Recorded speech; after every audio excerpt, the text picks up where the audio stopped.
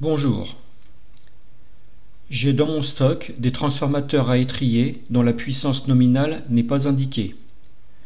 Pour utiliser ces transformateurs, il est important de connaître cette donnée car elle permet de faire le bon choix en fonction de la charge à alimenter et ce afin d'assurer un fonctionnement sûr et fiable du transformateur. Si l'on dépasse cette valeur pendant une durée prolongée, cela entraînera une surchauffe et donc une détérioration ou défaillance prématurée du transformateur, mais également une dégradation du vernis d'isolation des enroulements pouvant mener à un court-circuit entre les spires. Voici quelques signes qui peuvent indiquer que l'on dépasse cette valeur nominale maximale. Surchauffe, baisse de tension de manière significative car l'on demande plus de puissance que le transformateur ne peut en fournir.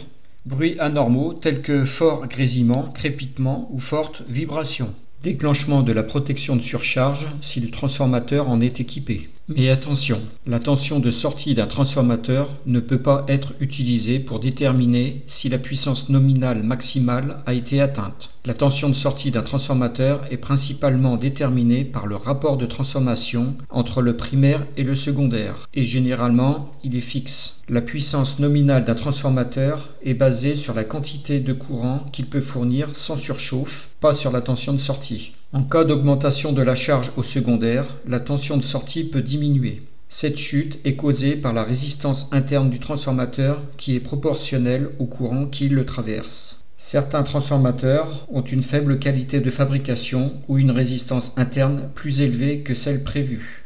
Il est également possible que la valeur théorique indiquée sur la plaque signalétique ne soit pas tout à fait précise. La valeur nominale indiquée est généralement calculée en utilisant des hypothèses idéales comme des conditions de fonctionnement optimales et une résistance interne minimale.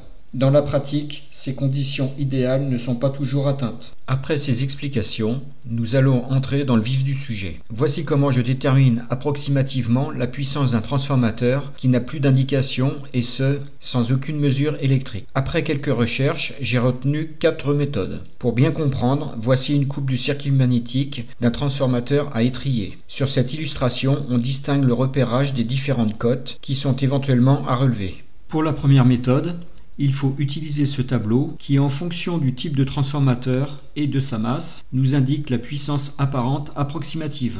Pour la deuxième méthode, il faut simplement appliquer cette formule. S étant la puissance apparente en volt-ampères, Ln étant la largeur du noyau en millimètres, P étant la profondeur du noyau en millimètres, 13500 est une constante et 0,83 est un rendement moyen du circuit magnétique. Si l'on a des difficultés pour mesurer la largeur du noyau Ln, on peut considérer que Ln est égal à la longueur L divisée par 3.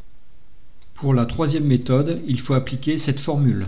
S étant la puissance apparente en volt-ampères, Hn étant la hauteur du noyau en centimètres, Ln étant la largeur du noyau en centimètres, P étant la profondeur du noyau en centimètres. 1,4 étant un coefficient qui dépend de la qualité des tôles du circuit magnétique.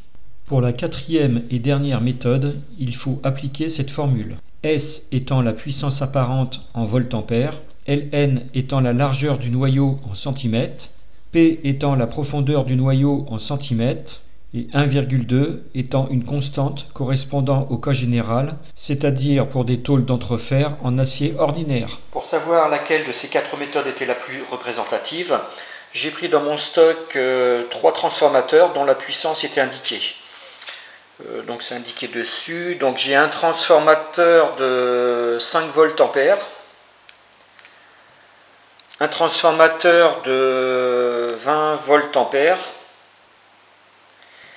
et un transformateur de, alors là c'est marqué en watts, 12 watts, donc bon, je ne sais pas trop pourquoi c'est marqué en watts, sachant qu'un fabricant de transformateurs, bon, il ne connaît pas la puissance, enfin, comment dire, au niveau de la sortie, quel récepteur va être mis dessus. C'est pour ça que c'est marqué normalement en volt-ampères et non pas en watts, puisque on ne connaît pas le cosinus phi suivant le récepteur branché dessus. Mais bon, je vais considérer moi que c'est 12 volts ampères. Voilà, donc pour les prises de cote, j'ai utilisé un pied à coulisse et puis un réglet.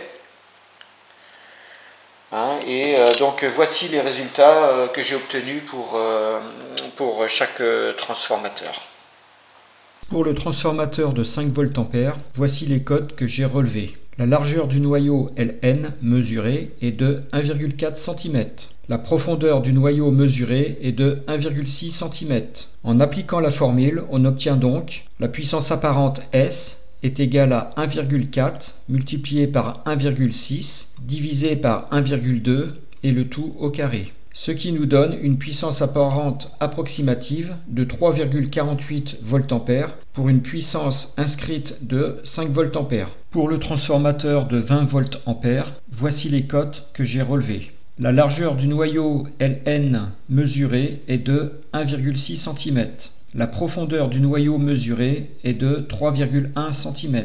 En appliquant la formule, on obtient donc S est égal à 1,6 multiplié par 3,1 divisé par 1,2 et le tout au carré. Ce qui nous donne une puissance apparente approximative de 17 VA pour une puissance inscrite de 20 VA. Pour le transformateur de 12 watts, voici les cotes que j'ai relevées. La largeur du noyau Ln mesuré est de 2 cm. La profondeur du noyau mesuré est également de 2 cm. En appliquant la formule, on obtient donc S est égal à 2 multiplié par 2 divisé par 1,2 et le tout au carré. Ce qui nous donne une puissance apparente approximative de 11,1 VA pour une puissance inscrite de 12 watts. En conclusion, si vous refaites l'ensemble des calculs avec les différentes méthodes proposées dans cette vidéo, vous constaterez également que celle retenue est celle qui se rapproche le plus des valeurs indiquées sur les plaques signalétiques des transformateurs. Bien sûr, dans le cas d'un transformateur à plusieurs sorties au secondaire, cette puissance approximative est la somme de chaque puissance disponible au secondaire. Je vous souhaite à toutes et à tous une bonne journée et vous dis à bientôt pour de nouvelles vidéos.